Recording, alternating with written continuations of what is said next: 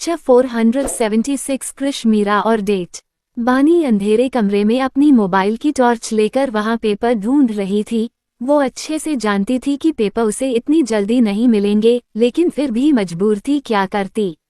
जैसे तैसे वहां मोबाइल की छोटी सी रोशनी में पेपर ढूंढने की कोशिश कर रही थी। बानी अब भी पिछले 1 घंटे से मोबाइल की टॉर्च में पेपर ढूंढ रही थी, लेकिन उसे कुछ नहीं मिला और तभी उस कमरे की लाइट जली। बानी एकदम से रुक गई, डरकर उसकी आंखों में पानी आ गया। उसने धीरे धीरे पलटकर देखा तो उसकी आंखें हैरानी से फैल गई। वहीं दूसरी तरफ कृष एक क्लब के बाहर खड़ा हुआ चक्कर लगा रहा था, बार बार सड़क की तरफ देख रहा था और तभी वहां एक गाड़ी आकर रुकी। कृष ने उस गाड़ी को देखा तो राहत की सांस ली और जल्दी से उस गाड़ी के पास गया। उसने गेट खोला तो उसमें से मीरा बाहर आई। मीरा ने एक शॉर्ट ड्रेस पहनी थी जो उसके घुटनों तक थी। ब्लैक कलर की शॉर्ट ड्रेस में मीरा बहुत खूबसूरत लग रही थी। उसने बाल भी खुले किए हुए थे, कानों में डायमंड ईयरिंग्स पहने हुए थे। कृष देखकर समझ गया कि वो ईयरिंग्स उसकी माँ के हैं। कृष मीरा को लेकर गाड़ी से थोड़ा दूर आया और बोला, अंडरस्को, माँ को पता तो नहीं चला। मीरा ने ना में गर्दन हिलाते हुए कहा, अंडरस्को नहीं, लेकिन वो पूछ रही थी कि कहाँ जा रही हो। तो जैसा आपने कहा था मैंने झूठ बोल दिया कि फ्रेंड की बर्थडे पार्टी है। कृष ने फिर रघुवंशी मैंशन के ड्राइवर को देखकर कुछ इशारा किया और वो ड्राइवर वहां से चला गया। मीरा बोली, अंडरस्को, लेकिन आपने मुझे यहाँ अकेले क्यों बुलाया है? माँ को पता चलेगा तो बहुत नाराज हो जाएंगी। मैं माँ से झूठ नहीं बोलती, आज पहली बार झूठ बोला है। कृष का तो मन कर रहा था कि अपना सिर ही पीट ले, फिर उसने जैसे तैसे अपना गुस्सा कंट्रोल किया और बोला, अंडरस्को, तुम्हें नहीं पता एक लड़का एक लड़की को क्लब में क्यों बुलाता है? मीरा ने अपनी मासूमियत के चलते ना में गर्दन हिला दी। कृष बोला, अंडरस्को, चलो अंदर चलकर थोड़ा डांस करते हैं, मस्ती करते हैं, खाते हैं पीते हैं, अपनी डेट एंजॉय करते हैं। डेट सुनकर मीरा हैरानी से कृष को देखने लगी, तो कृष बोला, अंडरस्को, तुम मेरे साथ डेट पर ही तो आई हो। मीरा कुछ बोली नहीं। कृष फिर बोला, अंडरस्को, जब एक लड़का लड़की बाहर घूमने जाते हैं तो उसे डेट कहते हैं, समझी? मीरा ने थोड़ा हैरानी से पूछा, अंडरस्को, लेकिन मेरी फ्रेंड तो कहती थी जिसे हम प्यार करते हैं उसके साथ डेट पर जाते हैं। अब कृष चुप हो गया। उसे समझ नहीं आ रहा था वो मीरा को कैसे समझाए, उसे कैसे बताएं कि हाँ वो उसे प्यार ही तो करता है। लेकिन फिर उसने मीरा के कंधे पर हाथ रखा और उसे अंदर की तरफ लाता हुआ बोला, अंडरस्को, ये सारी बातें बाद में करेंगे, तुम चलो अभी अंदर डांस करते हैं, बहुत मजा आएगा। कृष मीरा को लेकर अंदर आ गया और फिर उसे डांस फ्लोर पर लेकर डांस करने लगा। कृष आज खुश था क्योंकि वो मीरा के साथ वक्त बिताना चाहता था और बिता भी रहा था। उसने मन ही मन डिसाइड कर लिया था कि चाहे कुछ भी हो जाए बानी से तो वो शादी नहीं करेगा, पर अभी उसके दिल में कहीं ना कहीं ये डर था कि कहीं कोई उसे ये ना कहे कि उसे अपने से 7 साल छोटी लड़की पसंद आई है। लेकिन फिलहाल तो कृष उस पल को एंजॉय करना चाहता था और कर भी रहा था। कृष मीरा के साथ मस्ती में डांस कर रहा था। पहले तो मीरा भी थोड़ा सा अनकंफर्टेबल हो रही थी, लेकिन धीरे धीरे कृष के साथ घुलने लगी थी। वो भी अब कृष के साथ अच्छे से डांस कर रही थी और बहुत खुश थी। शायद अपनी जिंदगी में अब उसने खुश रहना सीख लिया था, वरना तो दोनों बहनों ने बस स्ट्रगल ही किया था और उसकी बड़ी बहन तो अभी भी स्ट्रगल ही कर रही थी, ताकि जिन लड़कियों के माँ बाप नहीं होते वो भी अपना करियर सेट कर सके। मीरा अब डांस करते करते थक गई, तो उसने कृष की बाजू पकड़कर कहा, अंडरस्को, मिस्टर रघुवंशी, मैं थक गई हूँ, थोड़ी देर बैठना है। कृष ने मीरा का हाथ पकड़कर एक बार फिर गोल गोल घुमाया और बोला, अंडरस्को, अभी से थक गई, अभी तो पूरी रात बाकी है। मीरा ने हैरानी से कृष को देखकर कहा, अंडरस्को, माँ ने कहा है 2 घंटे में वापस आ जाना, उन्होंने ड्राइवर से भी यही कहा है कि वो बाहर ही वेट करता रहे। कृष बोला, अंडरस्को, अरे ड्राइवर को मैंने समझा दिया, वो कुछ नहीं बताएगा, तुम बस मेरे साथ एंजॉय करो। लेकिन मीरा ने ना में गर्दन हिलाते हुए कहा, अंडरस्को, नहीं, अब घर जाना है, बहुत थक गई। तभी कृष का फोन वाइब्रेट हुआ। कृष ने कहा, अंडरस्को, अच्छा ठीक है, तुम वहां जाकर बैठो, मैं कॉल रिसीव करके आता हूँ। मीरा ने हमें गर्दन हिलाई और एक टेबल पर जाकर बैठ गई। कृष ने मीरा को एक मुस्कुराहट पास की और फिर क्लब से बाहर चला गया, क्योंकि उसे फोन रिसीव करना था। 20 मिनट बाद कृष क्लब में वापस आया तो मीरा टेबल पर सिर रखकर सो रही थी। कृष के चेहरे पर एक मुस्कुराहट आ गई। कृष खुद से ही बोला, अंडस्को, यार मैंने भी इसे कुछ ज्यादा ही थका दिया। फिर उसने मीरा को हाथ लगाकर उठाते हुए कहा, अंडस्को, ए छुटकी सो गई क्या? चलो उठो, घर चलते हैं। लेकिन मीरा उठी नहीं, वैसे ही टेबल पर सिर रखकर लेटी रही। कृष ने मीरा को फिर से उठाने की कोशिश करी, लेकिन मीरा इस बार भी नहीं उठी। आखिरकार कृष ने मीरा को गोद में उठा लिया और क्लब से बाहर आ गया। उसने ड्राइवर को इशारा करके गाड़ी लाने के लिए कहा और थोड़ी देर में ड्राइवर गाड़ी लेकर उनके पास आ गया। कृष ने मीरा को गाड़ी में बैठाया और खुद भी मीरा के बराबर में बैठकर ड्राइवर से बोला, अंडस्को, माँ पापा को पता नहीं चलना चाहिए, वरना तुम्हारी नौकरी तो गई। ड्राइवर ने हमें गर्दन हिलाए और ड्राइव करने लगा। कृष मीरा को जगाने की कोशिश कर रहा था, लेकिन मीरा उठ नहीं रही थी और तभी कृष को महसूस हुआ जैसे मीरा की ड्रेस में से ड्रिंक की स्मेल आ रही है। कृष की आंखें हैरानी से फैल गई। कृष अपना चेहरा मीरा के चेहरे के पास लेकर गया और एक हाथ से मीरा के दोनों गालों को पकड़कर दबाया तो मीरा का हल्का सा मुंह खुल गया। कृष ने महसूस किया तो मीरा पूरी टल्ली थी। कृष की आंखें हैरानी से फैल गई। अब उसे घबराहट होने लगी। उसने मीरा को जगाने की कोशिश की, लेकिन मीरा सच में टल्ली थी। शायद उसने अंदर पानी की जगह कुछ उल्टा सीधा पी लिया और इसीलिए वो टेबल पर बेहोश होकर लेटी हुई थी। कृष अपना सिर पकड़कर बैठ गया। वो तो बस मीरा के साथ थोड़ा एंजॉय करने आया था, लेकिन उसे नहीं पता था कि मीरा कोई स्ट्रांग ड्रिंक पी लेगी। वहीं ड्राइवर ने मिरर में देखकर पूछा, अंडस्को, क्या हुआ कृष भैया? मीरा दीदी उठ क्यों नहीं रही? कृष बोला, अंडस्को, शायद उसने क्लब में कुछ उल्टा सीधा पी लिया और अब ये नहीं उठी तो मेरी माँ मुझे उठा देगी। भगवान, मैं क्या करूं? मुझे कुछ समझ में नहीं आ रहा। इसे अगर ऐसी हालत में घर लेकर गया फिर तो पक्का मम्मी पापा मुझे पीटेंगे। मुझे कोई नहीं बचा सकता। और तभी मीरा का फोन वाइब्रेट हुआ। कृष ने देखा तो हीर मीरा को कॉल कर रही थी और मीरा का फोन देखकर कृष की दिल की धड़कन और बढ़ गई। अब तो उसे और ज्यादा घबराहट होने लगी। उसे समझ नहीं आ रहा था कि वो क्या करे, लेकिन फिर कुछ सोचकर उसने फोन कट किया और हीर को मैसेज किया, अंडस्को, माँ अभी आ रही हूँ, गाड़ी में हूँ। हीर का भी रिप्लाई आया, अंडस्को, बेटा बहुत रात हो गई, जल्दी से आओ और आज के बाद कभी इतनी रात को बाहर मत जाना। पीहू के डैडी को पता चलेगा तो मुझ पर ही गुस्सा करेंगे। जब तक तुम घर नहीं आओगी मुझे नींद नहीं आएगी। ड्राइवर से कहकर जल्दी से घर आ जाओ। कृष ने मीरा के फोन से रिप्लाई किया, अंडस्को, हाँ माँ मैं बस आ रही हूँ, गाड़ी में ही हूँ। कृष को समझ नहीं आ रहा था वो क्या करे और तभी ड्राइवर ने गाड़ी रोकी। कृष ने ड्राइवर को देखकर कहा, अंडस्को, रघुवंशी मैंशन आ गए। ड्राइवर ने भी हमें गर्दन हिलाते हुए कहा, अंडस्को, हाँ कृष भैया। कृष बोला, अंडस्को, लेकिन अब मैं क्या करूं? इसे अंदर लेकर कैसे जाऊं? ड्राइवर ने कहा, अंडस्को, कृष भैया मैं क्या बताऊं? मैं तो एक मामूली सा ड्राइवर हूं। कृष बोला, अंडस्को, अरे तू मामूली सा ड्राइवर है, तेरे अंदर अकल तो होगी ना? कुछ आइडिया दे दे ताकि सांप भी मर जाए और लाठी बिना टूटे। ड्राइवर ने तो सोचकर कहा, अंडस्को भैया एक काम हो सकता है, आप बड़ी मालकिन को फोन करके गार्डन में बुला लो। ड्राइवर की बात पूरी होती उससे पहले ही कृष बोला, अंडस्को, हाँ और वो मुझे गार्डन में ही मारना शुरू कर देगी और अगर उन्होंने गलती से मीरा को इस हालत में देख लिया फिर तो मेरी पिटाई होनी निश्चित है। क्या आइडिया दिया है, सही कहा तुमने, तुम एक मामूली से ड्राइवर ही हो। और तभी ड्राइवर ने भी मुंह बनाकर कहा, अंडस्को भैया पूरी बात तो सुनते नहीं, अपनी ही गाए जा रहे हैं। कृष ने हल्का सा ड्राइवर के सिर पर मारकर कहा, अंडस्को, हाँ तो बताना पूरी बात क्या है। ड्राइवर बोला, अंडस्को भैया देखो आप मालकिन को गार्डन में बुलाओ, वो अपने कमरे से निकलकर गार्डन में आएंगी। तब तक आप मीरा दीदी को उठाकर अंदर ले जाना, उन्हें कमरे में सुला देना। अगर मालकिन मीरा को सोते हुए देखेगी तो जगाएगी नहीं। कृष को अब ड्राइवर की बात सही लग रही थी। कृष ने ड्राइवर के कंधे पर हाथ मारकर कहा, अंडरस्को, क्या बात है? मैंने कहा ना कि तुम्हारे अंदर अकल तो होगी, वाकई तुम्हारे अंदर अकल है।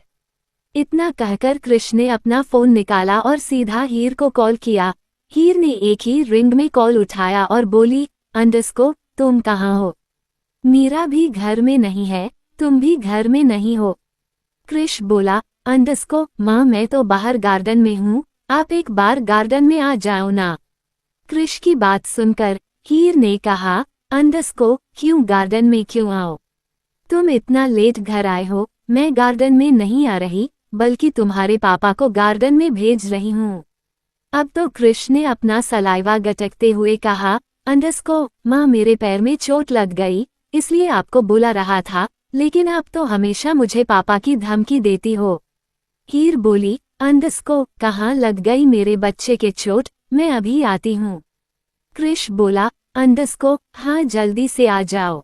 इतना कहकर उसने फोन कट किया और गाड़ी से उतरकर दूसरी साइड जाकर गेट खोलकर मीरा को गोद में उठा लिया और उसे मेंशन के अंदर ले आया। मेंशन के अंदर इस वक्त अंधेरा था, लेकिन फिर भी थोड़ी सी रोशनी थी, जिसमें वो मीरा को आराम से सीढ़ियों से ऊपर ले जा सकता था।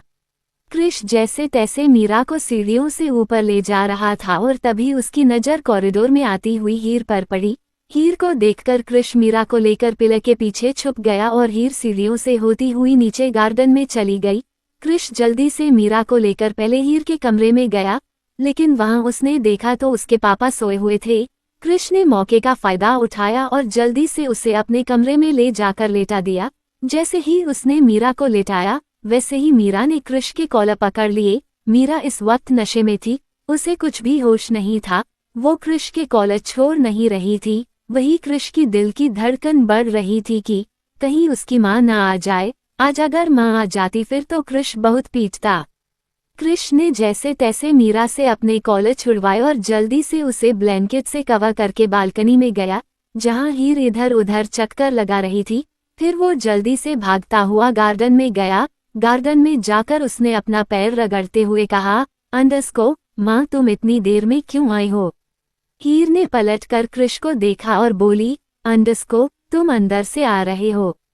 कृष बोला, अंडरस्को, हाँ अंदर गया था, ये सोचकर कि आप बाहर नहीं आई, लेकिन फिर पापा को अकेले सोते हुए देखा तो लगा शायद आप बाहर आ गई होगी। हीर हाथ बांधकर बोली, अंडरस्को, कहाँ लगी है तुझे चोट? कृष ने अपने पैर को हल्का सा रगड़ते हुए कहा, अंडरस्को, माँ यहाँ लगी है। हीर कृष के पास आने लगी, लेकिन तभी उसकी नज़र उस गाड़ी पर गई जिस गाड़ी में मीरा क्लब गई थी। हीर कृष के पास जाती जाती रुक गई और उसने अपनी दिशा बदल दी। वो सीधा गाड़ी के पास गई जिसमें ड्राइवर बैठा हुआ था। हीर ने ड्राइवर से पूछा, अंडरस्को, मीरा कहाँ है? ड्राइवर भी थोड़ा सा डर गया और वो कृष को देखने लगा। कृष तो पिलर पर अपना सिर मार रहा था। हीर ने पलटकर कृष को देखा तो कृष ठीक से खड़ा हो गया। हीर ने फिर से ड्राइवर से पूछा, अंडरस्को, तुमसे पूछ रही हूँ मीरा कहाँ है? ड्राइवर बोला, अंडरस्को, मैमा वो तो अंदर गई, अभी अंदर गई है। 477 ये लड़की पागल है, पागल है, पागल है। हीर ने गुस्से में ड्राइवर को देखकर कहा, अंडरस्को, ये क्या बार बार तुम कृष को देख रहे हो? तुमसे पूछ रही हूँ क्या सच में मीरा आ गई? ड्राइवर ने हाँ में गर्दन हिलाते हुए कहा, अंडरस्को, हाँ बड़ी माँ मीरा दीदी आ गई, यकीन नहीं आता तो आप जाकर अंदर देख लीजिए। हीर ने पलटकर कृष को देखा तो कृष को याद आया कि उसके घुटने में तो चोट है। कृष ने अगले ही पल अपना घुटना पकड़ लिया और थोड़ा सा दर्द में बोला, अंडरस्को, माँ सच में बहुत जोर की दर्द हो रहा है। हीर कृष के सामने आकर बोली, अंडरस्को, इतनी नौटंकी क्यों करता है? कृष ने कहा, अंडरस्को, तो क्या करूं, आप गुस्सा हो जाओगी, इसलिए नौटंकी करनी पड़ती है। थोड़ा सा लेट हो गया तो क्या हो गया, लेकिन आप तो थोड़ा सा लेट होने पर भी डांट देती हो। हीर ने हल्का सा कृष के गाल पर चांटा मारा और बोली, अंडरस्को, मैं सोने जा रही हूँ, तुम भी जाकर सो जाओ। इतना कहकर हीर मेंशन के अंदर चली गई। हीर के जाते ही पहले तो कृष ने एक गहरी सांस ली और फिर वही गार्डन में बैठ गया और तभी ड्राइवर ने कहा, ओ भैया जी अभी बैठकर काम नहीं चलेगा, जाकर यकीन दिलाइए कि आप और मीरा साथ में नहीं गए थे। कृष ने हैरानी से ड्राइवर को देखकर कहा, यार तेरे अंदर तो बड़ा दिमाग है, तू आईएएस ऑफिसर की तैयारी क्यों नहीं करता? ड्राइवर ने अपने बालों में हाथ मार कर कहा, सर अभी तो सेकंड ईयर के एग्जाम दिए हैं, कुछ दिनों बाद गवर्नमेंट जॉब की तैयारी करूंगा। कृष ने एक कॉन्फिडेंस के साथ कहा, तू पक्का उस पोस्ट को आराम से निकाल लेगा। इतना कहकर वो खड़ा हुआ और हवा की स्पीड से मेंशन के अंदर गया। अंदर जाकर उसने देखा तो हीर अपने कमरे में जा रही है। कृष ने भी अपने पैरों में हवाई जहाज के पहिए फिट किए और भागता हुआ अपने कमरे की ओर गया। उसने अपने कमरे में जाकर देखा तो मीरा बेसुध सी सोई हुई थी। कृष अपना दिमाग को दौड़ाने लगा। अचानक ही वो थोड़ा तेज चिल्लाया। हीर जो कि अपने कमरे में जा रही थी, वो रुक गई और पलटकर कृष के कमरे की तरफ गई। उसने कृष से कहा, क्यों चिल्ला रहा है? क्यों चिल्ला रहा है? दिख नहीं रहा इतनी रात हो गई, सब सो रहे हैं, सबको जगाएगा क्या? कृष बोला, ये देखो आपकी लाडली कहाँ आकर सो गई। हीर ने मीरा की ओर देखा तो वो कृष के तकिए को अच्छे से हग करके सो रही थी। हीर के चेहरे पर एक मुस्कुराहट आ गई। हीर बोली, बहुत थक गई इसलिए यहाँ सो गई, तो क्या हो गया? कृष बोला, हुआ तो कुछ नहीं, लेकिन ऐसा ना हो कि धीरे धीरे ये मेरे कमरे पर कब्जा कर ले। हीर ने कृष को देखा और बोली, पागल हो गया, कुछ भी बोलता है, तेरी छोटी। हीर ने इतना ही कहा था कि कृष बोला, बस माँ मेरी छोटी गर्लफ्रेंड जैसी नहीं है, इसे कहो यहाँ से उठेगी, वरना मैं कहाँ सोऊंगा। हीर ने गुस्से में कृष के गाल पर एक चांटा मारकर कहा, कुछ भी बोलता है बेवकूफ कहीं का। कृष ने भी हल्के गुस्से में कहा, आप भी कुछ भी बोलती हो, ये क्या मेरी छोटी? क्या छोटी बताओ जरा, आप क्या बोलने वाली थी? हीर को रियलाइज हुआ कि वो अभी क्या कहने वाली थी, जबकि वो तो कब का हीर को कृष के लिए पसंद कर चुकी थी, पर एज गैप की वजह से वो भी शांत थी। फिर अपनी बात को सही करते हुए बोली, मैं तो ऐसे ही बोल रही थी, अब मीरा सो रही है तो सोने दे, तू चल किसी और कमरे में जाकर सो जा, यहाँ रुकने की जरूरत नहीं है, चल निकल। इतना कहकर हीर ने कृष की बाजू पकड़ी और उसे लगभग कमरे से धकेल दिया और फिर कमरा बंद करते हुए कहा, तू जाकर युग के पास सो जा, इसे डिस्टर्ब मत कर, पार्टी से आई है, थक गई होगी। कृष आंखें फाड़कर अपनी माँ को देख रहा था। वो बोला, क्या बात है, मुझे क्या कहीं से उठाकर लाई थी? मैं भी तो थक गया, मेरे लिए तो इतना प्यार नहीं दिखाती और वो जो पार्टी में से आई है, उसके लिए इतना प्यार। देख लो माँ, ये लड़की धीरे धीरे मेरी हर चीज पर अपना कब्जा जमा रही है, मैं बगावत पर आ गया ना तो लेने के देने पर जाएंगे। हीर ने कृष के गाल पर हल्का सा मार कर कहा, तू पहले बगावत पर आ, मैं भी देखूं तेरी बगावत कैसी होती है। चला बगावत पर। कृष ने हल्का सा मुंह बनाया और बोला, आज पहली बार जो इस कमरे में जा रहा हूँ, लेकिन याद रखना, कह देना अपनी लाडली बेटी से कि मेरे कमरे से दूर रहे, मुझे मेरे कमरे के बिना कहीं नींद नहीं आती। हीर ने कृष को युग के कमरे की तरफ इशारा करते हुए कहा, तू जाकर युग के पास सो जा, मुझे अपनी आदतों के बारे में मत बता, समझा। कृष ने हमें गर्दन हिलाई और चुपचाप युग के कमरे की तरफ चला गया। हीर तब तक कमरे के बाहर खड़ी रही जब तक उसने कृष को पूरी तरीके से युग के कमरे में जाते हुए नहीं देख लिया। जब वो निश्चित हो गई कि कृष युग के कमरे में चला गया तो वो भी अपने कमरे में चली गई। वहीं युग अपने कमरे में आराम से सो रहा था। कृष ने एक बार युग को देखा और फिर चुपचाप कमरे से निकलकर अपनी माँ के कमरे में गया, जहाँ हीर अभी अभी हर्षवर्धन के पास जाकर लेटी थी। कृष निश्चित हो गया कि उसकी माँ को कुछ पता नहीं चला। युग के कमरे का गेट बंद किया और कृष दबे पांव अपने कमरे में आया। उसने मीरा को देखा जो आराम से उसके बेड को अपना बेड समझकर सो रही थी। कृष ने देखा तो उसके सैंडल भी अभी उसके पैर में ही थी। कृष ने धीरे से उसके पैरों से सैंडल उतारी और फिर उसे दोबारा से ब्लैंकेट उड़ाने की कोशिश की, लेकिन मीरा ने अपना एक पैर मारकर ब्लैंकेट हटा दिया। मीरा की ड्रेस थोड़ी छोटी थी, इसीलिए कृष को थोड़ा सा अनकंफर्टेबल लग रहा था, उसने एक बार फिर मीरा को ब्लैंकेट से कवर किया, लेकिन मीरा ने इस बार भी ब्लैंकेट जमीन पर फेंक दिया। कृष गुस्से में बोला, अंडस्को, एक तो पता नहीं क्या पी लिया, ऊपर से उल्टी सीधी हरकत भी कर रही है, ये लड़की मुझे पिटवा कर मानेगी। कृष ने ब्लैंकेट उठाकर मीरा के सिरहाने रख दिया और खुद सोफे पर बैठकर अपने शूज रिमूव करने लगा।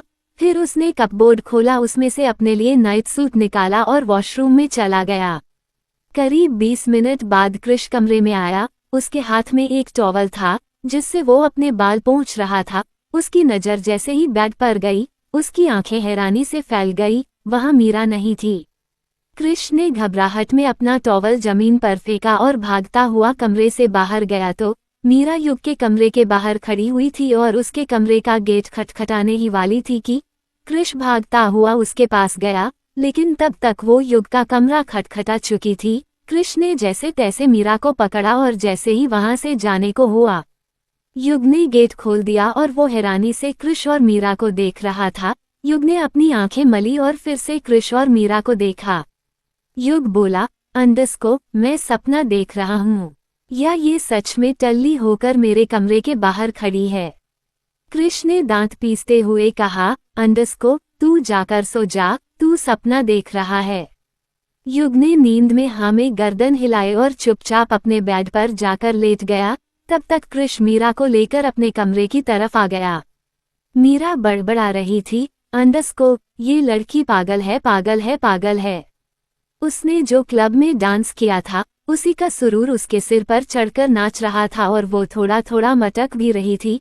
वही युग जब जाकर अपने बेड पर लेटा और उसने अपनी आंखें बंद की, अचानक उसने अपनी आंखें खोल ली और उठकर बैठ गया और बोला, अंडस्को, मैं सपना नहीं देख रहा था, मीरा और कृष साथ में थे। वो जल्दी से उठकर अपने कमरे से बाहर जाकर देखने लगा तो वहां ना मीरा थी ना ही कृष। युग ने अपना सिर खुजा लिया और वापस से अपने कमरे में आकर लेट गया, लेकिन अब उसकी नींद उड़ चुकी थी। उसे पूरा डाउट था कि कृष और मीरा को ही उसने देखा था। हो ना हो कृष मीरा के बीच कुछ तो चल रहा है जिसे कृष छुपाने की कोशिश कर रहा है। वहीं दूसरी तरफ कृष मीरा को लेकर अंदर आया। उसने मीरा को बेड पर बैठाया और उंगली दिखाते हुए बोला, अंडस्को, चुपचाप सो जाओ, किसी को पता चल गया ना तो आज की आज मुझे इस रघुवंशी मेंशन और इस प्रॉपर्टी से बेदखल कर देंगे। पता है ना आराध्या अभिमान के साथ क्या हुआ? अगर किसी ने तुम्हें इस हालत में मेरे साथ देख लिया ना तो पहले तो मुझे मारेंगे, फिर तुमसे मेरी शादी करेंगे और उसके बाद रोज एक नया ताना। देखो, मैं तुमसे शादी करना चाहता हूँ, लेकिन बहुत आराम से, प्यार से, धूम धड़ाके के साथ, ऐसे सबके नजरों में गिर के नहीं। अब सो जा मेरी माँ, वरना मैं सुबह किसी को मुंह दिखाने लायक नहीं रहूंगा। लेकिन मीरा तो पूरे नशे में थी। उसे तो कृष की कुछ बात समझ नहीं आ रही थी। वो खड़ी हुई और उसने कृष के दोनों हाथ पकड़कर हवा में उठाते हुए कहा, अंडस्को, थक गए मिस्टर रघुवंशी, चलिए ना डांस करते हैं। इतना कहकर वो अपनी कमर मटकाने लगी। कृष का तो मन कर रहा था कि अपना सिर फोड़ दे या फिर कहीं जाकर छुप जाए। फिर उसने थोड़ा सा मीरा के कहने पर डांस किया और फिर से मीरा को बेड पर बैठाते हुए कहा, अंडस्को, मीरा, अब मैं थक गया, सो जाओ ना, देखो सुबह उठकर हम फिर से डांस करेंगे। मीरा ने हाँ में गर्दन हिलाए और बेड पर लेट गई, लेकिन अगले ही पल वो उठकर बोली, अंडस्को, नहीं, मुझे अभी डांस करना है। कृष पूरी तरीके से इरिटेट हो चुका था। उसे डर था कि कहीं मीरा के ड्रामे घर वालों को ना उठा दे और अगर घर वाले उठ जाते फिर उसे सारे मिलकर उठा देते। उसने अपने कमरे में नजर घुमाई तो उसके कमरे में एक बाल गोपाल की फोटो थी। कृष ने बाल गोपाल की फोटो देखकर कहा, अंडस्को, भगवान, आज के बाद कभी इसे क्लब लेकर नहीं जाऊंगा, प्लीज मुझे बचा लो। इतना कहकर कृष ने आंख बंद की और भगवान से प्रार्थना करने लगा। जैसे ही उसने आंख खोली, मीरा गायब हो गई। कृष जल्दी से कमरे से भागकर बाहर गया तो मीरा अभिमान और आराध्या के कमरे के बाहर खड़ी हुई थी। मीरा ने अभिमान के कमरे को 2 बार खटखटाया। अभिमान तो सोया ही नहीं था। दरवाजा खटखटाना की वजह से वो जल्दी से बाहर आया। उसने गेट खोला और मीरा को देखकर बिना सोचे समझे धीरे से कहा, अंडस्को, आराध्या बड़ी मुश्किल से सोई है और तुम हो कि इतनी जोर से गेट बजा रही हो, क्या चाहिए, क्यों खड़ी हो? मीरा मुंह बनाते हुए बोली, अंडरस्को, भाई आप मुझे इतना डांटते क्यों हैं? मैं भी तो आपकी छोटी बहन जैसी हूँ, लेकिन आप तो जब देखो मुझे डांटते रहते हैं। कहकर मीरा आंसू टपकाकर रोने लगी। वही कृष ने जब देखा कि मीरा अभिमान से उलझ चुकी है, वो तो चुपचाप से पिले के पीछे छुप गया। वो नहीं चाहता था कि अभिमान उसे मीरा के साथ देखे। उसका तो मन कर रहा था कि अभी पिले में अपना सिर फोड़कर मर जाए। कृष मन ही मन खुद से बड़बड़ाया, अंडरस्को, किस घड़ी मैं मीरा को क्लब लेकर गया था। सोचा था मीरा के साथ डेट पर जाऊंगा, 1-2 किस करूंगा, किस विस तो कुछ नहीं हुई। यहाँ ऐसा फंसने वाला हूँ जैसे आतंकवादियों के बीच कोई आम आदमी। कृष ने हल्की सी गर्दन निकालकर पिले के पीछे से देखा तो मीरा रो रो कर अभिमान से शिकायत कर रही थी। अभिमान ने मीरा की बाजू पकड़ी और हल्के गुस्से में कहा, अंडरस्को, चुपचाप जाकर सो क्यों नहीं जाती? यहाँ क्यों डिस्टर्ब करने आ गई? जाओ यहाँ से। मीरा रोते रोते बोली, अंडरस्को, पहले मेरी बात का जवाब दो, आप मुझे इतना डांटते क्यों हो? आपके पास तो इतना सारा पैसा है, मेरे पास तो कुछ भी नहीं। इसका मतलब ये थोड़ी है कि आप मुझे बात बात पर डांटोगे। मेरे मम्मी पापा होते ना तो मैं उनसे आपकी शिकायत कर देती, फिर वो आपको बहुत मारते, पता है कैसे मारते। अभिमान गुस्से में मीरा को देख रहा था और मीरा ने बिना सोचे समझे एक पंच अभिमान के गाल पर मार दिया और ये देखकर कृष ने अपने दोनों हाथ अपनी आंखों पर रख लिए। अभिमान का गुस्सा दुगना हो गया। वो लाल आंखों से मीरा को देख रहा था, लेकिन मीरा भी डर नहीं रही थी। अभिमान को गुस्से में ही देख रही थी, जैसे आंखों आंखों में ही खा जाएगी। अभिमान को समझ नहीं आया कि मीरा इस वक्त नशे में है, बल्कि उसका तो मन कर रहा था कि अभी के अभी मीरा को बता दे कि वो किसके सामने खड़ी है। 478 थप्पड़ नहीं मुक्का मारा था। अभिमान ने दांत पीसते हुए धीरे से कहा, अंडरस्को, तुम्हारी इतनी हिम्मत, तुम अभिमान रघुवंशी को मरोगी? मीरा भी हाथ बांधकर गुस्से में बोली, अंडरस्को, हाँ मारूंगी, क्योंकि तुम बहुत बुरे हो। मुझे और मेरी बहन को घटिया घटिया कहते हो। तुम भी तो घटिया हो, तुमने भी तो एक लड़की के साथ इतना कुछ कर दिया। अब तो अभिमान का गुस्सा दुगना हो गया। एक पिद्दी भर की लड़की उसे उसकी गलतियां गिनवा रही थी। अभिमान ने अगले ही पल मीरा की बाजू पकड़ी और उसे दबाते हुए कहा, अंडरस्को, चुपचाप जाकर अपने कमरे में सो जाओ, वरना अभी के अभी घर में पंचायत लग जाएगी और मेरा दिमाग घूम गया ना तो या तो तुम इस घर में रहोगी या फिर मैं। जाओ यहाँ से। इतना कहकर उसने हल्का सा मीरा को धक्का दे दिया। कृष को अब अभिमान पर गुस्सा आ रहा था। वो जैसे ही पिलर से निकलकर मीरा की ओर गया, वैसे ही उसने अपने हाथ पर किसी का हाथ महसूस किया जो उसे रोक रहा था। कृष के दिल की धड़कन ने एक बार फिर बढ़ गई। उसने अपनी आंखें कसकर बंद कर ली। उसे डरता है कि कहीं पीछे मां ना हो। उसने जैसे तैसे अपना चेहरा घुमाकर देखा तो पीछे युग खड़ा था, जो उसे गुस्से में देख रहा था। युग को देख करके कृष को थोड़ी सी राहत मिली। युग ने कृष को अपनी तरफ खींचा और पिलर के पीछे छुपते हुए कहा, अंडरस्को, चुपचाप यही खड़ा रहो। अगर अभिमान के सामने इस वक्त गया तो अभिमान का सारा गुस्सा तुझ पर उतरेगा, और अगर सारा गुस्सा तुझ पर उतरेगा ना तो अभी सुना ना। अभिमान ने क्या कहा कि घर में रात के 3 बजे पंचायत हो जाएगी। कृष ने धीरे से लेकिन गुस्से में कहा, अंडरस्को, तो देखना वो मीरा के साथ कैसे बिहेव कर रहा है।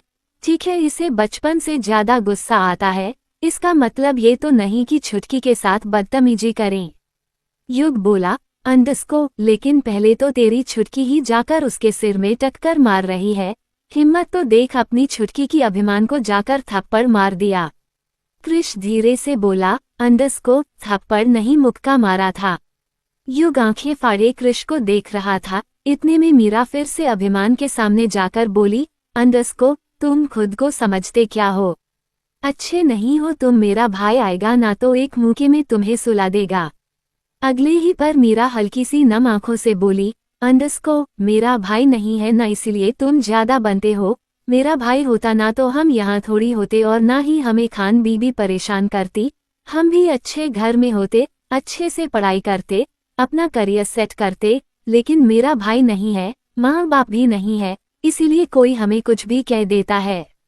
कहते कहते मीरा की आंखें भीग गई। शायद अभिमान ने उसके साथ जो बिहेव किया था वो उसके दिल में कहीं ना कहीं अभी भी था।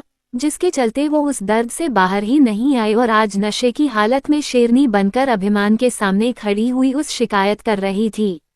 अभिमान अब कुछ नहीं बोला, उसे कहीं ना कहीं अब मीरा की बातें दिल पर लग रही थी। शायद आराध्या के साथ रहकर उसे भी सही और गलत का फर्क पता चलने लगा था।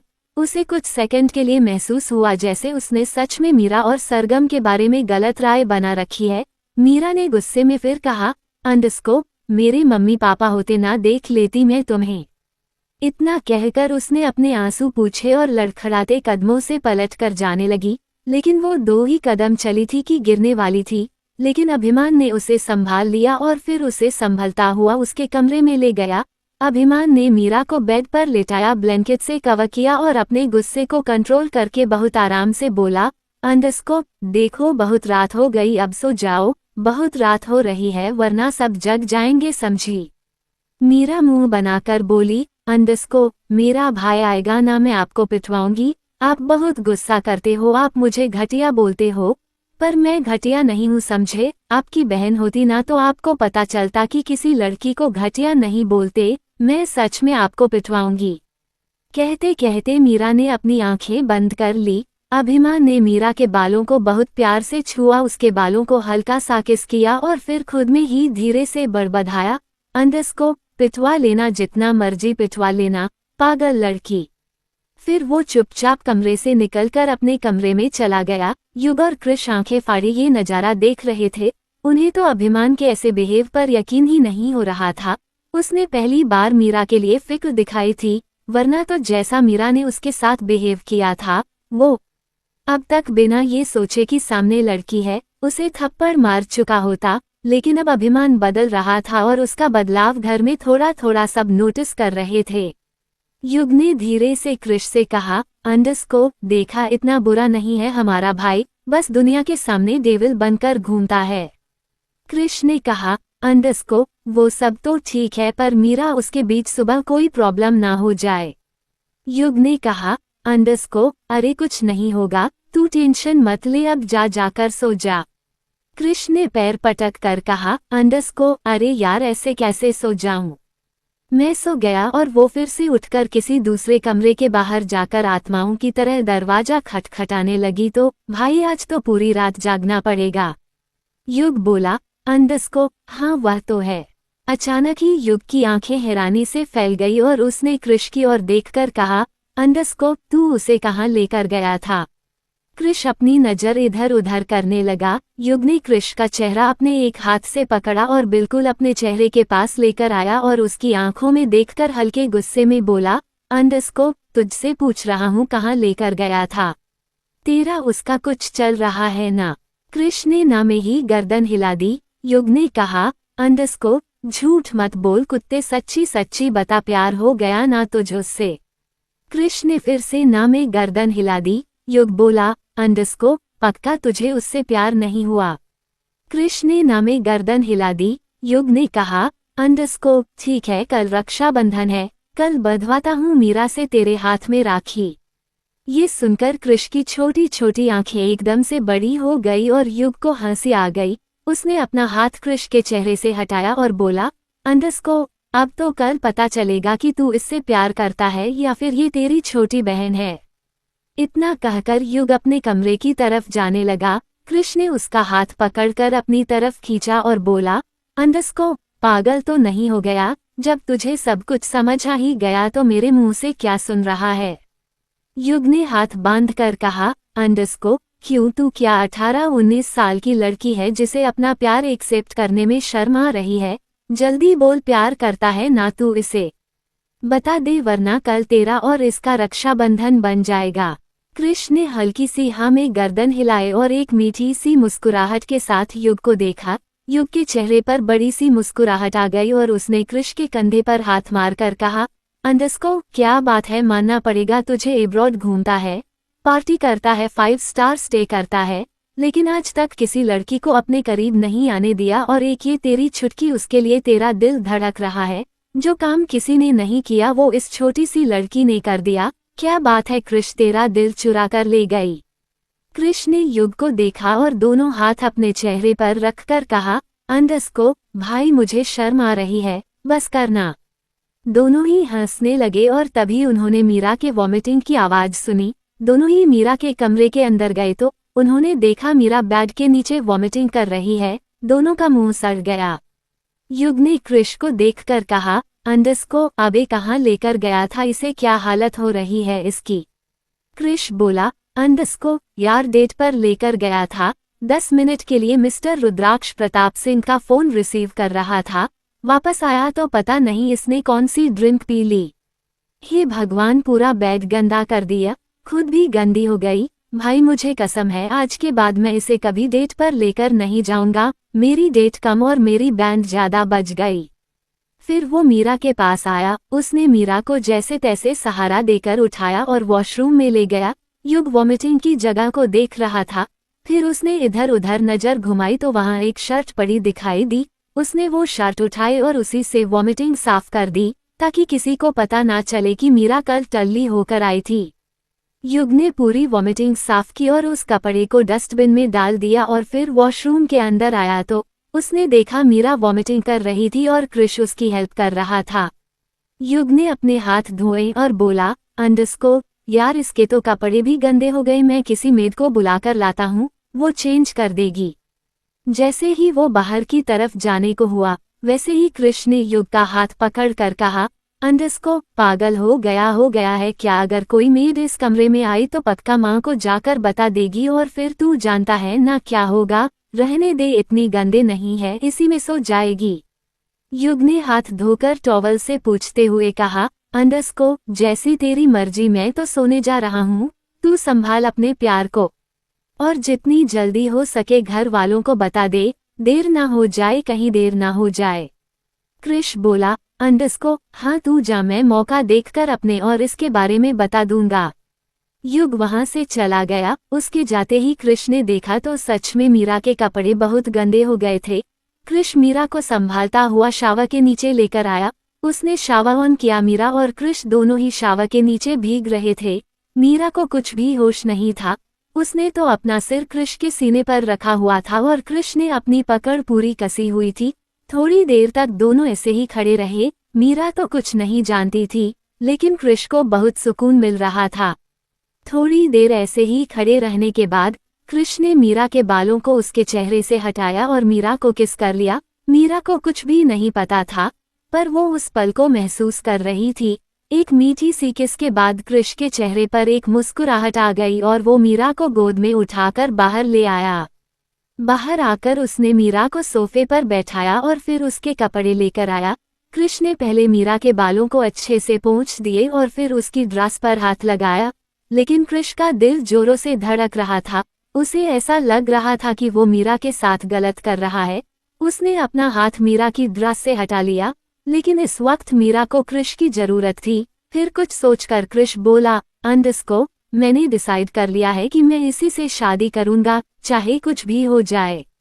और यही सब सोचकर क्रिश ने मीरा के कपड़े चेंज कर दिए और फिर उसे आराम से बेड पर लेटा दिया। मीरा थोड़ी थोड़ी मदहोशी की हालत में थी।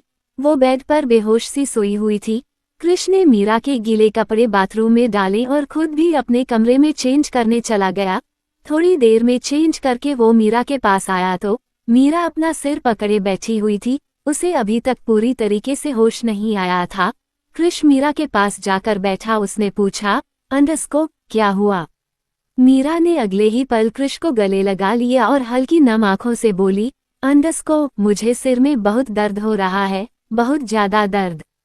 क्रिश ने अपनी पकड़ मीरा पर कसते हुए कहा, अंडस को चलो मैं दबा देता हूँ, तुम सोने की कोशिश करो, सो जाओगी तो आराम मिलेगा। इतना कहकर वो मीरा के बेड पर लेट गया और उसने मीरा को अपने ऊपर लेटा लिया और थोड़ी देर तक उसके सिर को हल्के हाथ से दबाने लगा। जैसे जैसे क्रिश मीरा के सिर को दबा रहा था वैसे वैसे मीरा की आंखें भारी हो गई और वो सो गई। मीरा तो सो गई, लेकिन क्रिश की आंखों में नींद नहीं थी। उसने अपनी पकड़ मीरा पर ऐसे कसी हुई थी जैसे अगर उसने अपनी पकड़ ढीली की तो मीरा गायब हो जाएगी। क्रिश के चेहरे पर एक मीठी सी मुस्कुराहट थी। वो मीरा को एक्सेप्ट कर चुका था, बस उसे अब अपने घर वालों को अपने और मीरा के रिश्ते के बारे में बताना था। 479 किस बेवकूफ लड़की से प्यार कर बैठा मैं। क्रिश मीरा के साथ ही सो गया। अब वो डिसाइड कर चुका था कि वो मीरा से ही शादी करेगा और इसीलिए अब वो मीरा के साथ कंफर्ट था। उसे ये भी डर नहीं था कि सुबह अगर किसी ने उसे मीरा के साथ देख लिया तो क्या सोचेगा। बस अब उसने मीरा के साथ जिंदगी बिताने की सोच ली थी। वैसे भी जब से देव और अभिमान की शादी हुई थी तब से सब कृष के पीछे ही पड़े थे और अब कृष को भी लगने लगा था कि उसे शादी करके सेटल हो जाना चाहिए। यही सब सोचता सोचता कृष सो गया। उसके चेहरे पर मीठी सी मुस्कुराहट थी। अब वो मीरा के साथ अपनी आने वाली जिंदगी के सपने देख रहा था।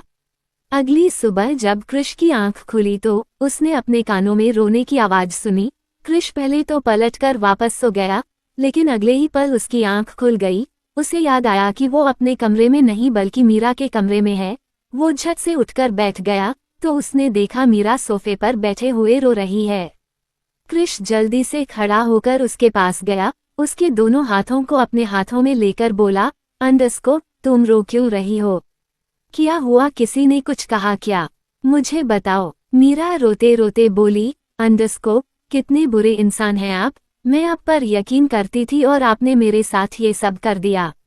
कृष हाथ पकड़े मीरा को देख रहा था। उसकी बातें समझने की कोशिश कर रहा था, लेकिन उसे समझा कुछ भी नहीं आया। उसने फिर पूछा, अंडस्को, मैं बुरा हूँ, मैंने क्या कर दिया? मीरा अपने कपड़ों की तरह इशारा करते हुए बोली, अंडस्को, कल रात आपने मेरे साथ वो सब कुछ कर लिया। इतना कहकर वो जोर जोर से रोने लगी और कृष ने अपनी हथेली अपने माथे पर मार ली। वो बच्चा सा मुंह बनाकर बोला, अंडस्को, मीरा प्लीज चुप हो जाओ और धीरे बोलो। मैंने कुछ नहीं किया, कुछ भी नहीं। प्लीज शांत हो जाओ। किसी ने तुम्हारा रोना सुन लिया तो खामा मुझ पर हाथ साफ कर देंगे। प्लीज शांत हो जाओ। इतना कहकर कृष सबसे पहले मैनन गेट की तरफ गया, जो थोड़ा सा खुला हुआ था। कृष ने सबसे पहले वो गेट बंद किया और वापस आकर मीरा से कहा, अंडस्को, झूठ की, मैं सच कह रहा हूँ, मैंने कुछ नहीं किया। मीरा रोते रोते बोली, अंडस्को, तो फिर मेरे कपड़े किसने चेंज किए हैं?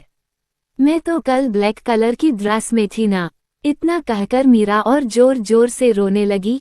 कृष को समझ नहीं आ रहा था वो मीरा को कैसे संभाले, लेकिन फिलहाल तो उसे डर लग रहा था। अगर किसी ने मीरा का रोना सुन लिया तो कुछ का कुछ समझ लेगा और फिर उसके अरमानों पर पानी फिर जाएगा।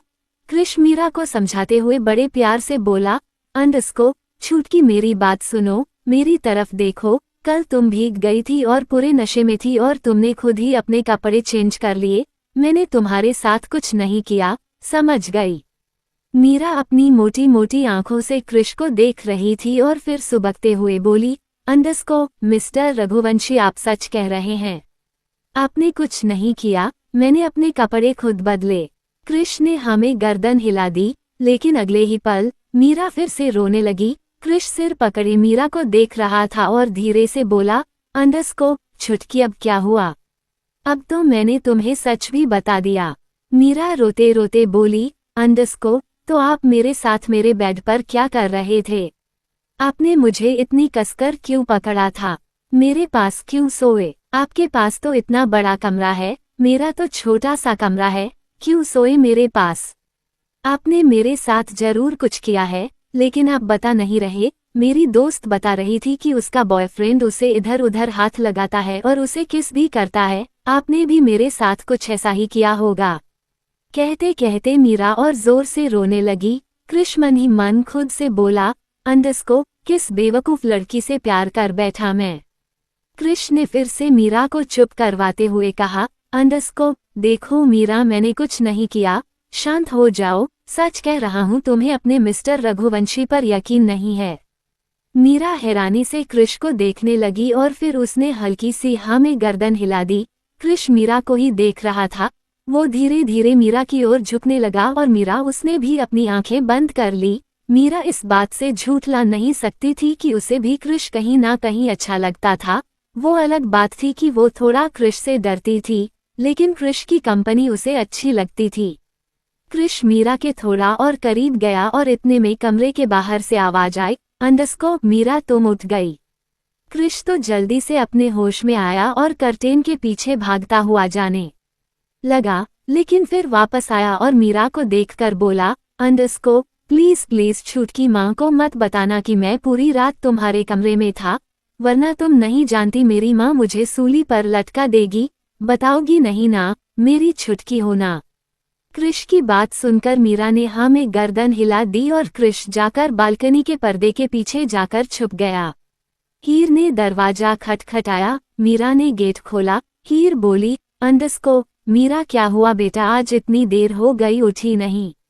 मीरा धीरे से बोली, अंडस्को माँ, वो कल रात पता ही नहीं चला कि मैं कब आई और कब सो गई। हीर बोली, अंडस्को, अच्छा कोई बात नहीं, आज रक्षाबंधन है, चलो जल्दी से तैयार होकर नीचे आ जाओ। मीरा ने हाँ में गर्दन हिला दी। हीर मीरा को देखकर बोली, अंडस्को, मैंने जो तुम्हारे लिए येलो कलर का अनारकली खरीदा था ना, उसे ही पहनना। तुम पर येलो कलर बहुत अच्छा लगता है। अब जाती हूँ उस नालायक को उठाने, वो भी नहीं उठा। मीरा हैरानी से बोली, अंडस्को, कौन नालायक? हीर ने कहा, अंडस्को, एक ही तो नालायक है इस घर में, कृष, वह भी कल देर से आया था। मीरा ने मुस्कुराकर हीर को देखा और हीर ने मीरा के गाल पर हाथ रखकर कहा, अंडस्को, अब लेट मत कर, सरगम तो कब का तैयार हो गई, तू भी तैयार हो जा। इतना कहकर हीर जाने लगी। वहीं कृष पर्दे के पीछे छुपकर अपनी माँ की और अपनी छुटकी की बातें सुन रहा था। पहले तो उसके चेहरे पर मुस्कुराहट आई, लेकिन अगले ही पल उसकी आंख बड़ी हो गई, क्योंकि उसकी माँ उसके कमरे में जाने वाली थी। फिर जल्दी से वो पर्दे के पीछे आया और बहुत तेजी से मीरा को गले लगा लिया और फिर मीरा के गाल पर किस करके बालकनी की ओर भाग गया और एक बालकनी से दूसरी बालकनी, दूसरी बालकनी से तीसरी बालकनी से बंदरों की तरह कूदता हुआ अपने कमरे की बालकनी में चला गया। हीर ने जैसे ही कृष के कमरे का गेट खोला, कृष बालकनी से अंदर आया, लेकिन वो हाफ रहा था क्योंकि बेचारे ने बहुत जंप की थी। हीर कृष को देखकर बोली, अंडस्को, तुम क्यों हाफ रहे हो? कृष बोला, अंडस्को, माँ वो पुशअप कर रहा था। हीर बोली, अंडस्को, अच्छा चलो तैयार हो जाओ, आज रक्षाबंधन है। कृष की आंखें हैरानी से फैल गई। उसे डर लग रहा था कि कहीं मीरा से उसके हाथ में राखी ना बंधवा दे, इसलिए वो अपना सलाइवा गटकते हुए बोला, अंडस्को, माँ रक्षाबंधन है तो मैं क्या करूं? हीर ने कृष के बैग की चद्दर को समेटते हुए कहा, अंडस्को, आज पीहू और अवनीत आएंगे, पीहू तुझे राखी बंधेगी, भूल गया क्या? कृष को अब जाकर याद आया कि उसकी एक बहन पीहू भी है। अब जाकर उसकी सांस में सांस आई, लेकिन डर वही का वही बना हुआ था कि कहीं घर में कोई मीरा को उसे राखी बांधने के लिए ना कह दे, लेकिन जो भी था उसे डर का सामना तो करना ही पड़ता। कृष बोला, अंडस्को, ठीक है आप जाए, मैं तैयार होकर आ जाऊंगा। हीर ने अब तक बेड पर पड़ी हुई चादर को फोल्ड कर दिया था और उसे कपबोर्ड में रखते हुए बोली, अंडस्को, ठीक है मैं जा रही हूँ, जल्दी से तैयार होकर आ जा। कृष ने हमें गर्दन हिला दी और हीर वहां से चली गई। वहीं दूसरी तरफ अभिमान नहा चुका था। वो आराध्या के पास आया तो आराध्या अब भी सो रही थी। शायद प्रेगनेंसी की वजह से वो बहुत ज्यादा थक जाती थी। उसके हार्मोन्स कुछ ज्यादा ही उसे परेशान कर रहे थे। उसका मूड बहुत ज्यादा स्विंग हो रहा था और अभी तो पहला ही सेमेस्टर था। अभिमान बहुत देर तक आराध्या को ही देखता रहा। ना जाने क्यों उसने फिर आराध्या के बालों पर हाथ फेरते हुए कहा, अंडस्को, चलो उठ जाओ, देखो सुबह के 8 बजे बज गए हैं, थोड़ी देर में माँ बुलाने आ जाएगी, गिलहरी उठ जाओ, अनिरुद्ध आता ही होगा। अभिमान के 2 बार उठाने पर आराध्या की आंख खुल गई, लेकिन उसे इस वक्त बहुत कमजोरी महसूस हो रही थी, मेंटली भी और फिजिकली भी। अचानक ही उसे वो सब याद आ गया जो डॉक्टर ने उसे कहा था। उसकी आंखें हल्की सी नम हो गई। अभिमान उसे उम्मीद भरी नजरों से देख रहा था। वो अभिमान को देखकर धीरे से बोली, अंडस्को, हाँ तैयार हो जाती हूँ, फिर हॉस्पिटल भी जाना है। अभिमान का दिल एक बार फिर दुखी गया, लेकिन उसने कुछ नहीं कहा। वो सच में ये मान चुका था कि ये डिसीजन पूरी तरीके से आराध्या का ही है और उसे इस डिसीजन में बोलना नहीं चाहिए। आराध्या आराम से चुपचाप वॉशरूम में चली गई और अभिमान सोफे पर बैठ गया। उसे बेचैनी हो रही थी। उसे डर लग रहा था कि कहीं आराध्या उसके बच्चे को ना मार दे। आराध्या को मनाना चाहता था, लेकिन अपने अहम की वजह से उससे खुलकर बात नहीं कर रहा था, जबकि कल रात उसने गुस्से गुस्से में ही सही पर अपने दिल की बात आराध्या को बता दी थी। वही आराध्या शावर के नीचे खड़ी हुई थी। उसे भी कल रात की बातें याद आ रही थी, जब अभिमान ने गुस्से में कहा कि मैंने गलती की है तो तुम इस बच्चे को क्यों सजा दे रही हो। और इस बात को वह कहते कहते रुक गया। आराध्या ने अपनी आंखें खोली, टॉवल लिया और अपना चेहरा साफ किया। एक तो पहले ही वो फिजिकल परेशान हो रही थी, ऊपर से वो बच्चे को लेकर बहुत परेशान थी। खैर थोड़ी देर बाद तैयार होकर वो बाहर आई। उसने पिंक कलर का सूट पहना हुआ था और तभी कमरे का गेट खुला। सामने आर्या आई खड़ी थी। आर्या ने आराध्या को देखकर कहा, ठीक हो बेटा, तबीयत सही है तुम्हारी? आराध्या ने हमें गर्दन हिला दी। आर्या बोली, देखो वैसे तो तुम्हारे पहनने पर मुझे कोई पाबंदी नहीं है, लेकिन आज त्योहार है ना, तो अगर साड़ी पहन लोगी तो सबको अच्छा लगेगा। चाहो तो पूजा के बाद और अनिरुद्ध को राखी बांधने के बाद चेंज कर लेना। अभिमान अपनी घड़ी को पहनता हुआ बोला, माँ क्यों फोर्स कर रही हो, उसे जो पहनना है पहनने दो, वैसे भी उसे डॉक्टर के पास जाना है। आर्या बोली, क्यों आराध्या ठीक नहीं है?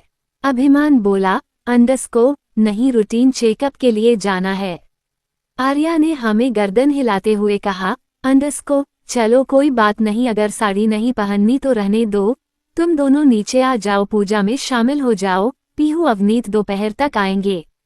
आराध्या और अभिमान दोनों ने हमें गर्दन हिला दी। आर्या वहां से चली गई। उसके जाते ही आराध्या ने कपबोर्ड खोला और उसमें से एक नेवी ब्लू कलर की साड़ी निकाल ली।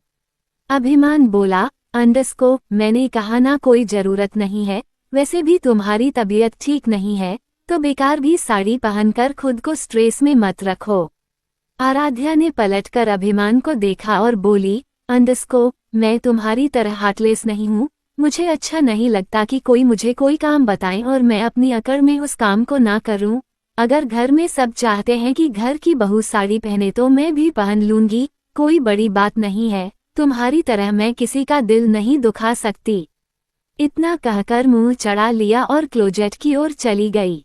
अभिमान गुस्से में आराध्या को देख रहा था और फिर खुद में ही बड़बड़ाया, गिलहरी कहीं की, प्रेग्नेंट है तो शांत बैठी हुई है, वरना तो फुदक कर मेरा दिमाग खराब कर देती।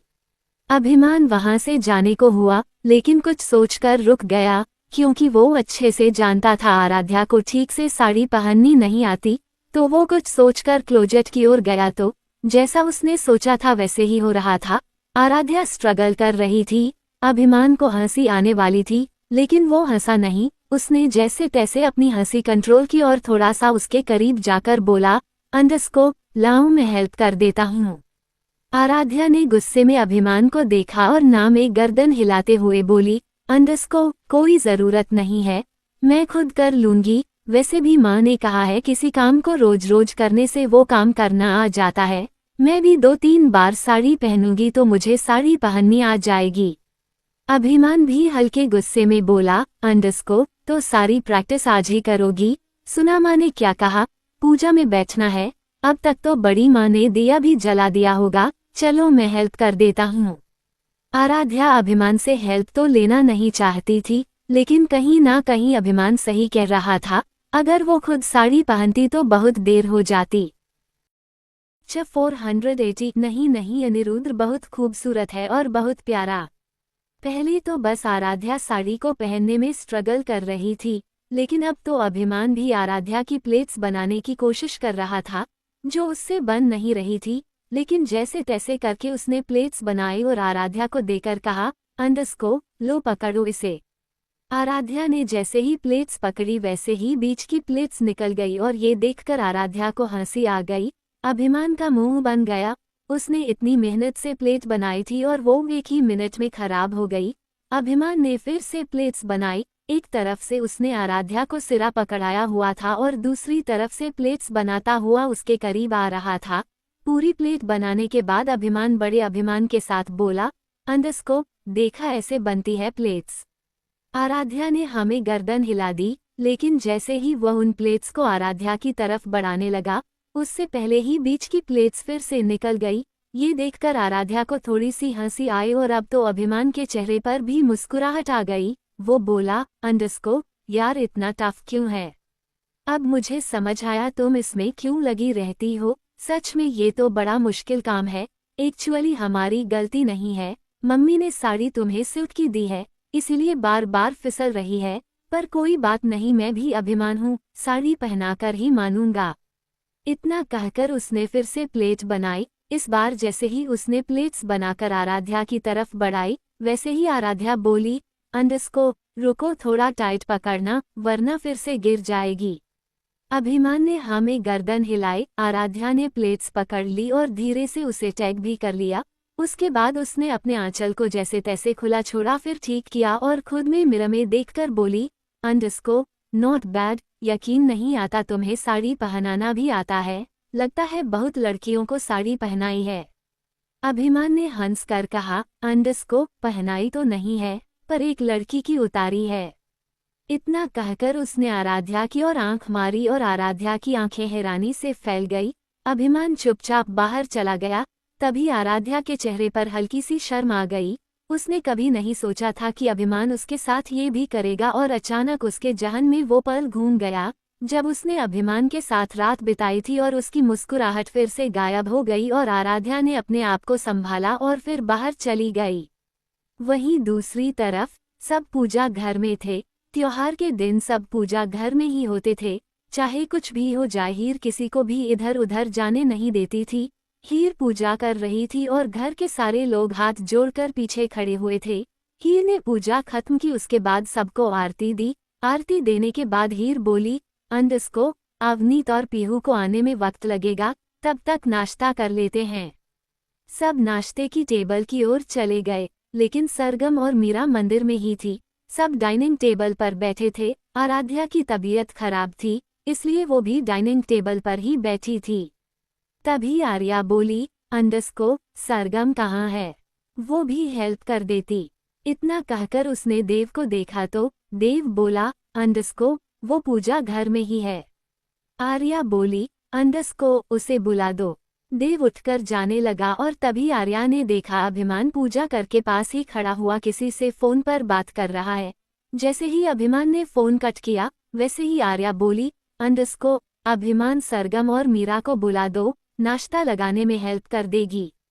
अभिमान ने हाँ में गर्दन हिलाए और पूजा घर की ओर चला गया। उसने देखा तो वो दोनों बहनें कान्हा को राखी बांध रही थी। बचपन से उनका कोई भाई नहीं था, इसलिए वो कान्हा को ही राखी बांधती थी। सरगम राखी बांध चुकी थी। उसने मीरा से कहा, अंडस्को, ले मीरा, तू भी बांध दे। मीरा ने भी हाँ में गर्दन हिलाए और कान्हा के हाथ में राखी बांध दी। अचानक ही अभिमान के सामने वो पल आ गया जब मीरा उसे अपने भाई की धमकी दे रही थी। अभिमान को अब और ज्यादा बुरा लगा कि वो बिना सोचे समझे इन दोनों बहनों को क्या कुछ नहीं बोल रहा था, लेकिन उसने अपनी अकड़ के चलते रिएक्ट नहीं किया। बड़ी मुश्किल से उसने सरगम को आवाज लगाते हुए कहा, अंडस्को, सरगम। अपना नाम सुनकर सरगम ने पलट कर देखा तो अभिमान ने बहुत हिम्मत करते हुए लड़खड़ाती जुबान में कहा, अंडस्को, सरगम भाभी सब तुम्हें बाहर बुला रहे हैं। ये पहली बार था जब अभिमान ने सरगम को भाभी कहा था। सरगम भी हैरानी से अभिमान को देख रही थी, लेकिन उसने कुछ कहा नहीं। फिर उसने मीरा को देखकर कहा, अंडस्को, चल मीरा। अब तक वो कान्हा को राखी बांध चुकी थी। उसने फिर कान्हा के सामने हाथ जोड़े और बोली, अंडस्को, हादी चलो। वो दोनों बहनें किचन की ओर चली गई और अभिमान वही कान्हा के सामने खड़ा रहा। कुछ देर तक वो कान्हा को ही देखता रहा और फिर मन ही मन उनसे बात करता हुआ बोला, अंडस्को, लड्डू गोपाल, क्या लगता है मीरा मुझे राखी बंधेगी? क्या वो मुझे अपना भाई मानेगी? क्या वो मेरी गलतियों को इग्नोर करेगी? लड्डू गोपाल तो बस मुस्कुराकर अभिमान को देख रहे थे। अभिमान ने अपना कॉलर ठीक किया और फिर से लड्डू गोपाल को देखकर बोला, अंडस्को, देखो, ये मत समझना कि मैं मीरा से राखी बंधवाना चाहता हूँ। मेरे कहने का मतलब बस ये है कि मीरा का कोई भाई नहीं है। अगर वो मुझे राखी बांधेगी तो मैं और तुम भी भाई भाई हो जाएंगे। समझ रहे हो ना? अब तक तुम भगवान थे, लेकिन अगर मीरा मुझे राखी बांध देती है तो तुम मेरे भाई हो जाओगे, क्योंकि मीरा के भी तो तुम भाई लगे ना। लड्डू गोपाल तो अभी भी मुस्कुराकर अभिमान की बातों को समझने की कोशिश कर रहे थे। वही अभिमान खुद भी समझने की कोशिश कर रहा था कि वो लड्डू गोपाल को समझा रहा है या खुद को समझा रहा है। भगवान से तो कुछ नहीं छुपा हुआ, इसीलिए अभिमान खुद को ही समझा रहा था। फिर उसने भी लड्डू गोपाल के सामने हाथ जोड़े और मीठी सी मुस्कुराहट लेकर बाहर चला गया। बाहर जाकर उसने देखा तो सब नाश्ता कर रहे थे। अभिमान भी जाकर आराध्या के पास बैठ गया। हर्षवर्धन ने पूछा, अंडरस्कोप पीहू कब आएगी? दृष्टि बोली, अंडरस्कोप चाचू वो दोपहर को आएगी, जब वो आएगी फिर मैं और आर्या भी चले जाएंगे। हर्षवर्धन ने कहा, अंडरस्कोप शौर्य को इस बार यही बुला लो। शिवाय ने कहा, अंडरस्कोप नहीं चाचू शौर्य नहीं आएगा, वो कहता है कि मेरी दोनों बहनें साल में 1-2 बार ही तो आती है, इसीलिए वो रक्षाबंधन के दिन कभी नहीं आता। आप जानते हो कितना जिद्दी है वो। हर्षवर्धन ने रूही की तरफ देखकर कहा, अंडरस्कोप तुम तो राखी बांध दो। रूही बोली, अंडरस्कोप चाचू मैं सोच रही हूँ जब पीहू आएगी मैं भी तभी बांध दूंगी। हर्षवर्धन ने कहा, अंडरस्कोप ठीक है तो सब नाश्ता कर लो, वैसे किसी को आज कहीं जाना तो नहीं है। सबने हमें गर्दन हिला दी, लेकिन अभिमान ने आराध्या की ओर देखकर कहा, अंडरस्कोप मुझे और आराध्या को जाना है हॉस्पिटल आराध्या के रूटीन चेकअप के लिए। हर्षवर्धन बोला, अंडरस्कोप हाँ तो जब पीहू आएगी उसके बाद चले जाना। वहीं दूसरी तरफ अनिरुद्ध अपने फ्लैट में था। उसने टाइम देखा तो सुबह के 10 बजे बज रहे थे। तभी उसका फोन वाइब्रेट हुआ और उसने देखा तो आराध्या का मैसेज था। अंडरस्कोप इसमें लिखा था, भाई आप कब तक आओगे? अनिरुद्ध ने एक नज़र शिवांगी को देखा और कुछ सोचकर आराध्या को मैसेज करते हुए टाइप किया, अंडरस्कोप 12 बजे तक आ जाऊंगा। आराध्या ने भी ओके लिखकर भेज दिया। अनिरुद्ध शिवांगी को देख रहा था। वो खुद में बड़बड़ाया, अंडरस्कोप इसे अकेला छोड़कर भी नहीं जा सकता। और तभी उसका फोन फिर से रिंग हुआ। अनिरुद्ध ने फोन उठाकर कहा, अंडरस्कोप अवनीत जीजू मुझे रघुवंशी मेंशन जाना है, तितली का क्या करूं? अवनीत बोला, अंडरस्कोप मैंने इसीलिए तुम्हें कॉल किया है, देखो आज अमेरिका से एक बहुत सीनियर डॉक्टर आए हुए हैं, तुम तितली को लेकर यहाँ आ जाओ, मैं तितली का चेकअप करवा दूंगा, तब तक तुम रघुवंशी मेंशन हो आना, उसके बाद तितली को ले जाना, फिर मैं पीहू को लेकर चला जाऊंगा। अनिरुद्ध को आइडिया सही लग रहा था। वो बोला, अंडरस्कोप ठीक है जीजू मैं इस सूप पिला दूं उसके बाद इसे लेकर आता हूँ। इतना कहकर उसने फोन कट किया और फिर तितली की ओर देखकर बोला, अंडरस्कोप तितली हमें हॉस्पिटल जाना है। शिवांगी ने मुंह बना लिया। अनिरुद्ध ने किचन में सूप बनाते हुए कहा, अंडरस्कोप तितली मुंह बनाकर कुछ नहीं होगा, तुम जितनी जल्दी ठीक हो जाओगी उतनी जल्दी मेरी रिस्पॉन्सिबिलिटी खत्म होगी, चलो जल्दी से तैयार होकर आओ, इतने में तुम्हारा फेवरेट सूप बना देता हूँ। शिवांगी का मन हॉस्पिटल जाने का बिल्कुल नहीं करता था, लेकिन अनिरुद्ध की बात भी नहीं टालती थी। वो कमरे में गई, उसने पीच कलर का एक बहुत सुंदर सा सूट पहना और दुपट्टे को संभालती हुई बाहर आई। अनिरुद्ध ने शिवांगी को उस सूट में देखा तो एक सेकंड के लिए उसकी नज़र शिवांगी पर ही टिक गई। फिर उसने अपनी गैस बंद की और शिवांगी के पास आया। शिवांगी दुपट्टे को संभालने का स्ट्रगल कर रही थी। अनिरुद्ध शिवांगी को लेकर कमरे में गया। उसने शिवांगी के दुपट्टे में पिन लगाया, फिर उसके बालों को अच्छे से कॉम्ब किया, फिर उसके कानों में ईयररिंग्स पहनाए, हाथों में 2-3 चूड़ियां पहनाए और फिर बोला, अंडरस्कोप अब लग रही हो ना एकदम परी जैसी, थोड़ा तैयार हुआ करो तितली तुम बहुत खूबसूरत हो। शिवांगी ने हैरानी से कहा, अंडरस्कोप खूबसूरत? अनिरुद्ध बोला, अंडरस्कोप तितली बहुत खूबसूरत है और बहुत प्यारी। शिवांगी ने मुस्कुरा कर कहा, अंडरस्कोप अनिरुद्ध बहुत खूबसूरत है और बहुत प्यारी। और फिर बोली, अंडरस्कोप नहीं नहीं अनिरुद्ध बहुत खूबसूरत है और बहुत प्यारा। अनिरुद्ध के चेहरे पर मुस्कुराहट आ गई। उसने एक हाथ शिवांगी के गाल पर हाथ लगाकर फेरते हुए कहा, अंडरस्कोप बहुत बातें बनाती हो, चलो अब डॉक्टर के पास चलेंगे। करीब 1 घंटे बाद अनिरुद्ध शिवांगी को लेकर अवनीत के केबिन में बैठा हुआ था और वहीं एब्रॉड से आए हुए डॉक्टर भी बैठे हुए थे, जो शिवांगी की रिपोर्ट के बारे में अवनीत से बातें कर रहे थे। अवनीत ने सीनियर डॉक्टर को एक्सक्यूज मी कहा और फिर अनिरुद्ध की ओर देखकर बोला, अंडरस्कोप यहाँ मैं संभाल लूंगा, तुम रघुवंशी मेंशन होकर आओ, मुझे भी जाना है, पीहू का कॉल आता ही होगा।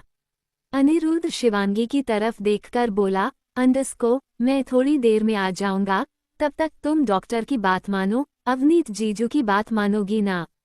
शिवांगी ने हमें गर्दन हिलाते हुए कहा, अंडरस्कोप तितली अवनीत जीजू की बात मानेगी। अनिरुद्ध वहां से चला गया। करीब 1.5 घंटे तक अभिनीत सीनियर डॉक्टर से बात करता रहा, वो फिर वहां से चले गए। अवनीत ने फिर शिवांगी की ओर देखकर कहा, अंडरस्कोप तितली मुझसे बात करना अच्छा नहीं लगता। शिवांगी के हाथ में इस वक्त क्यूब था जिसे वो सॉल्व कर रही थी। उसने एक नज़र अवनीत को देखा और बोली, अंडरस्कोप तितली को अनिरुद्ध अच्छा लगता है और कोई नहीं। अवनीत के चेहरे पर एक मुस्कुराहट आ गई। वो मन ही मन खुद से बोला, अंडरस्कोप अनिरुद्ध तुम बुरी तरह फंसने वाले हो, ये लड़की तुम्हें छोड़ेगी नहीं। तभी अवनीत का फोन वाइब्रेट हुआ। उसने फोन पर हेलो कहा तो सामने से पीहू लगभग चिल्लाते हुए बोली, अंडरस्कोप अवनीत तुम्हें पता है ना आज रक्षाबंधन है, मुझे रघुवंशी मेंशन जाना है, लेकिन तुम अभी तक घर नहीं आए। ऐसी कौन सी इमरजेंसी थी कि आज भी तुम्हें हॉस्पिटल जाना पड़ा? क्यों मुझे परेशान करते हो, ना मुझे छोड़ते हो ना मुझे जीने देते हो। अवनीत का मन एक पल के लिए परेशान हो गया। पिछले कितने ही सालों से वो पीहू को संभालने की कोशिश कर रहा था। कुछ हद तक उसने पीहू को संभाल भी लिया था, लेकिन पीहू का गुस्सा वैसा का वैसा ही था। पीहू को कुछ भी याद नहीं था। अगर याद होता तो शायद वो अवनीत से ऐसी बात ना करती, लेकिन अवनीत के दिल में भी पीहू के लिए इतना प्यार था कि वो उसकी कड़वी बातें भी झेल लेता था। अवनीत ने प्यार से कहा, अंडरस्कोप बस आ रहा हूँ, तुम तैयार हो जाना। पीहू बोली, अंडरस्कोप मैं पिछले आधे घंटे से तैयार हूँ, तुम्हारा इंतजार कर रही हूँ, लेकिन तुम हो कि आते ही नहीं। तुम मुझे डिवोर्स क्यों नहीं देते? छोड़ क्यों नहीं देते मुझे? उद्धरण चिन्ह। अवनीत बोला, अंडरस्कोप इस बारे में हम बाद में बात करेंगे, मैं आ रहा हूँ। इतना कहकर उसने फोन कट किया। फिर उसने अनिरुद्ध को कॉल किया, लेकिन अनिरुद्ध का फोन मिल नहीं रहा था। अब अवनीत को टेंशन हो गई। उसे समझ नहीं आ रहा था वो तितली को कहाँ छोड़कर जाए। अवनीत लगातार अनिरुद्ध को कॉल करता रहा, लेकिन अनिरुद्ध का फोन मिल ही नहीं रहा था। अवनीत को अब टेंशन होने लगी। उसे समझ नहीं आ रहा था वो क्या करें। अगर वो पीहू के पास नहीं गया तो वो और गुस्सा हो जाएगी, लेकिन तितली को यहाँ किसी के भरोसे छोड़ भी नहीं सकता था।